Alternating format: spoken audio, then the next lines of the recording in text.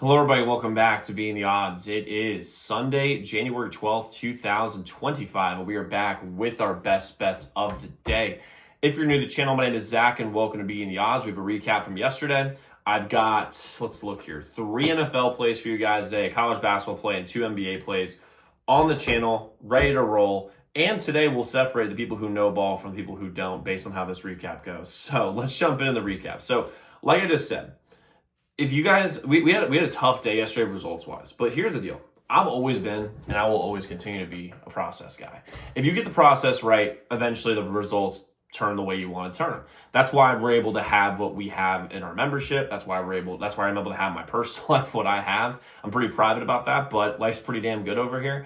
But yesterday we had some really bad beats. I mean, first things first, and like I said, this will separate, the comments today is going to separate who knows ball and who doesn't. Because yesterday, the under 41.5 Houston, Los Angeles, the process was correct on that. And then all the fuck shit in the world happened in the fourth quarter. Very similar to the Penn State under, actually. But, I mean, what are you supposed to do when the Chargers literally implode, like, right in front of your eyes? I mean, it's pretty remarkable, I will say. Steelers plus 10.5. They imploded at the end of the half. I mean, just imploded at the end of the first half. Imploded on. If you get rid of the Derrick Henry run, they stop. They literally do not allow the Ravens to move the ball at all outside that last drive the entire game. So, I mean, what are we really supposed to do here? A&M. This is a Texas A&M plus 3.5. Let me tell you the process on that one. We had A&M plus 3.5. They lost the game by 6. They missed 21 free throws. This is a decent free throw shooting team, and they missed 21 free throws. What am I supposed to do about that? Like, make your fucking free throws. And by the way, you can't even say they're kids anymore. They get paid. Cincy, that was on me. Bad loss. Over 5.5, Colorado, Winnipeg, bad read there. Under 5.5, Boston, Florida. I think it was Florida who tied it up with like a minute left to make it 3-3 and got us over this number. This absolutely should have gone under, but is what it is. And for those of you guys in the comments who are going to be like, well, he's wanting about his losses. I actually care and actually watch the game. Some of y'all just literally bet stuff and don't even like remotely pay attention to it. So you don't even see like why things go the way they went. So I'm annoyed by it. I'm very annoyed by it, for the record. I'm not super annoyed though, because our members are 34-19 since New Year's Eve. So like 64% of the bets that we bet the most money on by a mile. So like life's pretty good for me. Life's pretty good for the members.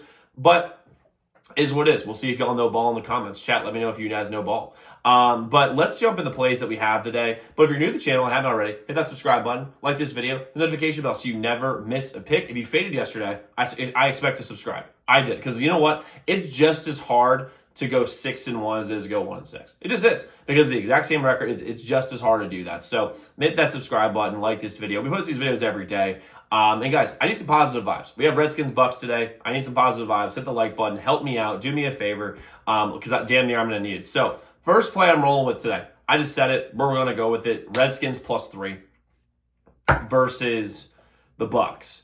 First things first, these teams have already seen each other. The Bucks got the best of us in game 1. That was Jane Daniels' first game as a pro. He ran for 88 yards, actually had a really solid game, and Terry McLaurin had like 1 catch the whole game.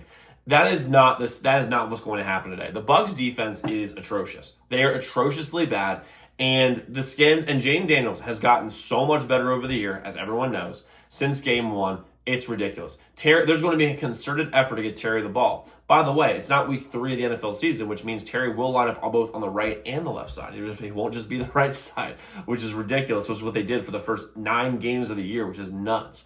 The O-line is better. Hopefully Biotish can play. That's our center.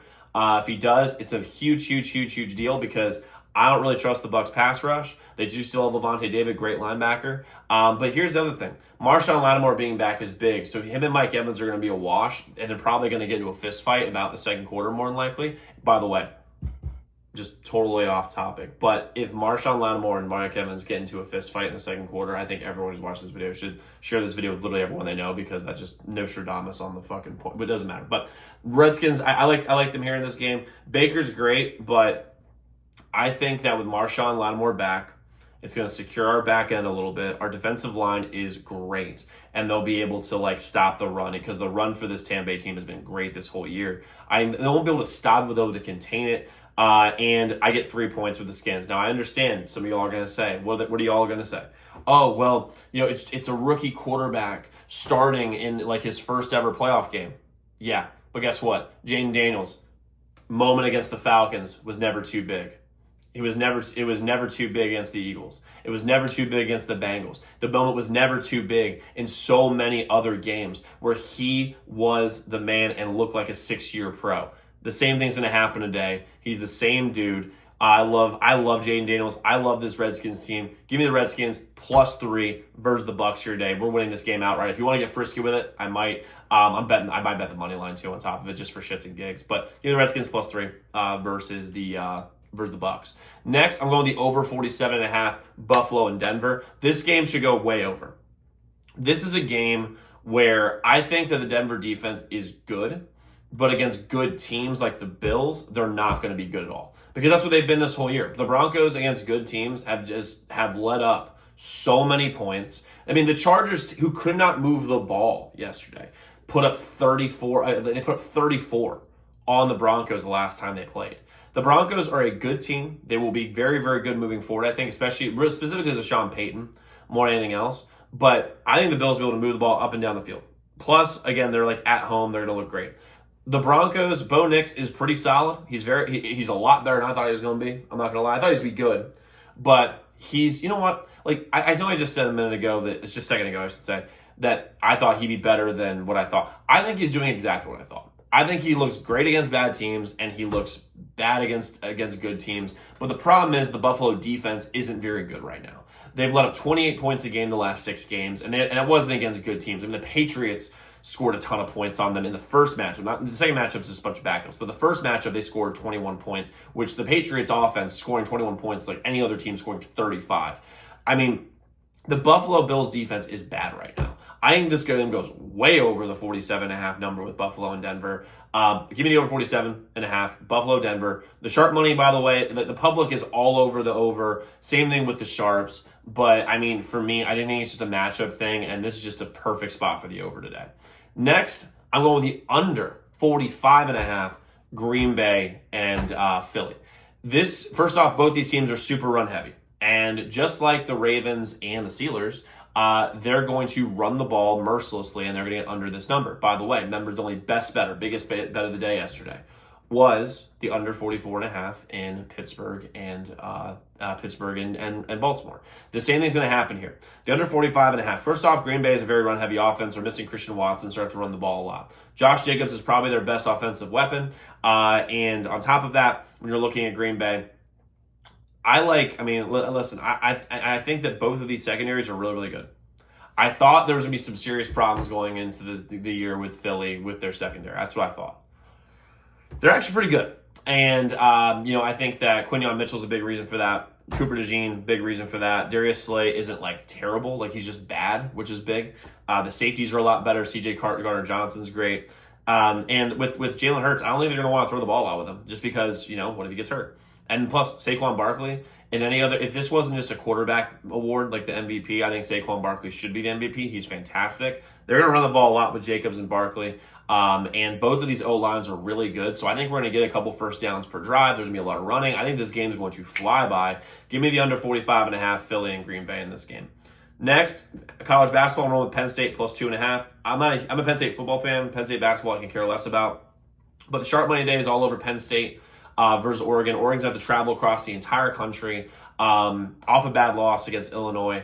And on top of that, when you're looking at this Penn State team, I just think that the same team has been together for about 2 to 3 years now, and they've actually created some serious chemistry and have had some good wins this year. And I get them getting points at home against a team that had to travel literally across the country. So I like Penn State here +2.5 versus Oregon here today.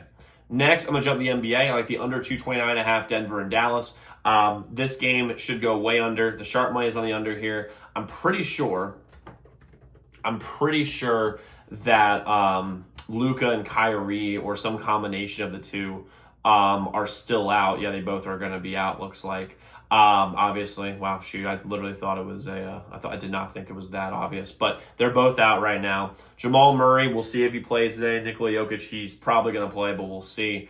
Aaron Gordon's out. I think there's so many stars are out. We're going to go way under in this game. So give me under 229.5 in Denver and Dallas. And then we're going to go with the Wizards +16.5 versus Oklahoma City. I really don't. Here's the thing when it comes to these plays, guys. When it comes to some of these plays, to win money in sports betting, which I've done for over half a decade, you've really just got to bet some ugly games sometimes. And right now, the sharp money is all over the Wizards. 30% of the bets, 40% of the money is on the Wizards. I get them at home getting 16.5 points. If this team can score 105 points, we should be able to cover this spread.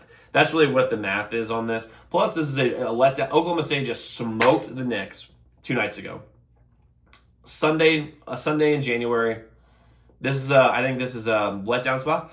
Excuse me. A letdown spot for Oklahoma City. And I think the Wizards cover this game. The Oklahoma City will win, obviously, because the Wizards are terrible.